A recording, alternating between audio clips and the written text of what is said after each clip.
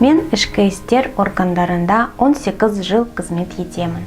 Мемлекеттік органда қызмет еткендіктен мемлекеттік тілді білу біздің парызымыз. Сондықтан отбасымда жұмыстада қазақ тілінде сөйлесуге тырысамын.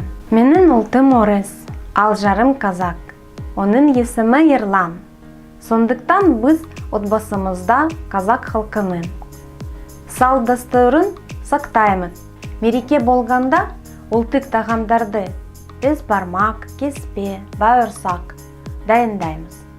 Ұлымада осы қасиеттерді дарытуға тырысамын. Себебі мемлекеттік тіл біздің болашағымыз.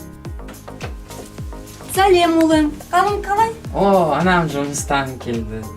Балам, кәмелетке толмағандарға түнгі уақытта ата-анасыз жүруге болмайтынын білесің бе? Иә, білемін. Білсен жақсы онда. Азанға сәйкес балалар. Осы талапты бұзса, ата-аналарына айыппұл салатынын білесің бе? Жоқ, білмеймін. Сондықтан ұлым, заңды бұзуға болмайды.